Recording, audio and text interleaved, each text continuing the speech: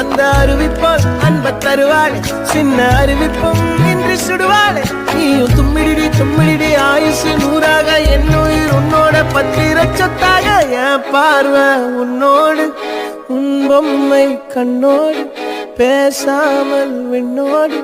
நாம் மிதந்து போவோம் காதாரா அடியா